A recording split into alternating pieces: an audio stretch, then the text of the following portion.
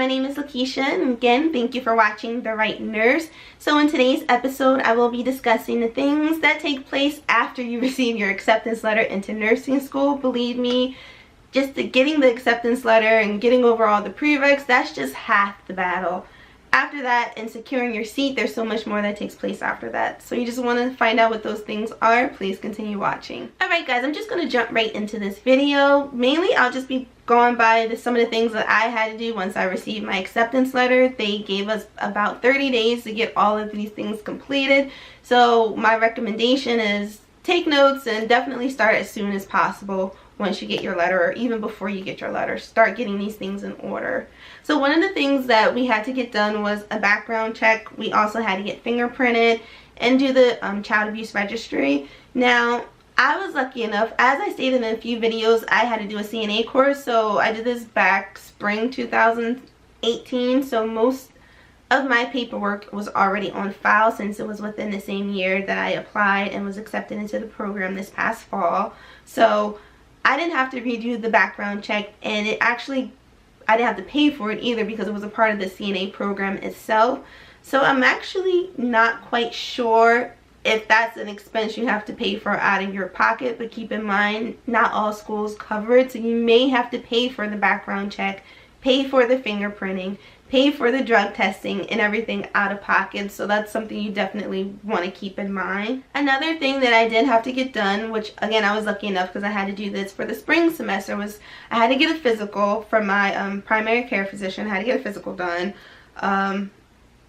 That was pretty easy. All I did was make an appointment with my doctor. You know, they gave me a paperwork that he has to fill out. He filled it out and I was able to return it to the school. But if you're working or if you're really busy, have kids, you know, try to make that appointment ahead of time, especially if your doctor has a lot of patients that they see. Try to get an appointment ahead of time so that way you're not pushing it to the limit for the deadline that you have to have all this paperwork in. Now this one is might be easy for some if you literally had the same doctor since you were a child. But I did not, so I had to get a copy of my immunization records, which was a pain in the behind because like my primary care physician had like up to a certain year, and then after that it was just like they don't know if I got the shots or not.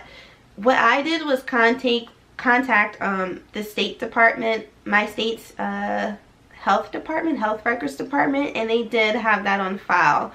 So if you have to get like a copy of your immunization records, I would recommend contacting your state, going to whatever your state is, texas.gov, to see how you can get a copy of your immunization records, and is normally something that they do keep on file for you. Another thing I had to get was the flu shot. I'm not a fan of the flu shot. I'm gonna just be honest. I have my own personal biases against it. I really didn't want to get it, but it was basically a requirement. Like, we could have opted out in my program not to get it, but some of the clinical sites where we do our clinicals require it. So it's like a catch-22. Like, yeah, you don't have to get it, but then you have to sign a waiver. But then if you're not able to attend this clinical site because they require it, then you don't meet the requirements for the program and you're dropped. So you have to get the flu shot anyway.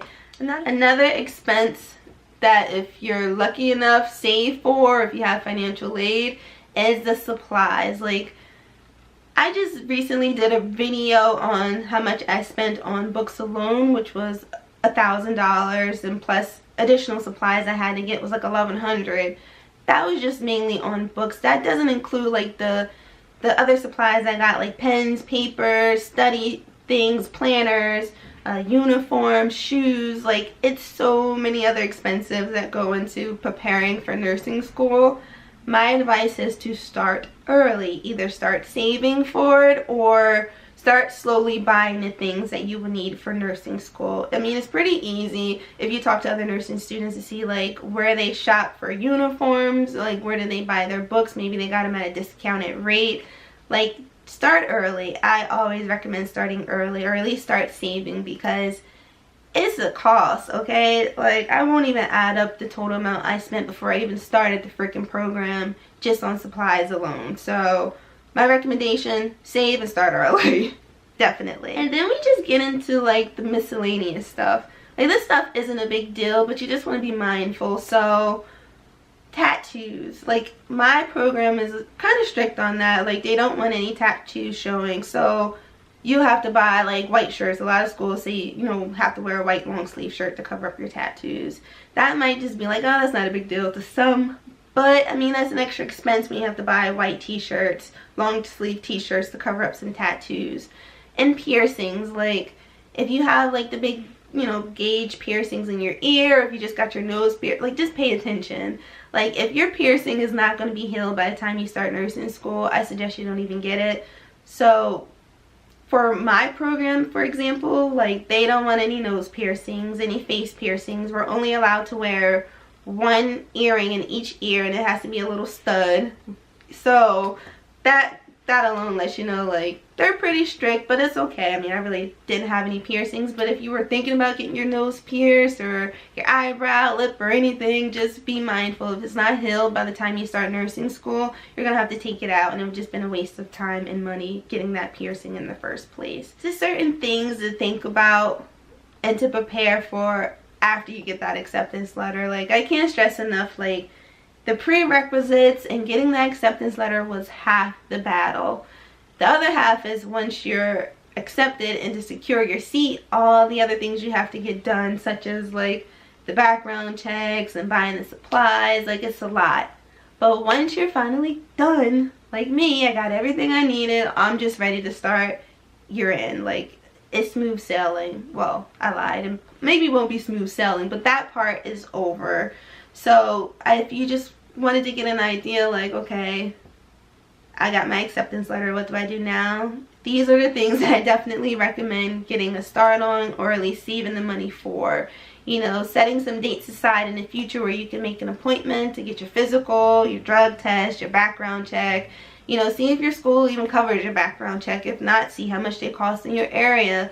Like, just look for that information. Get an idea. I always like to know ahead of time what money I may be spending or what I have to look forward to.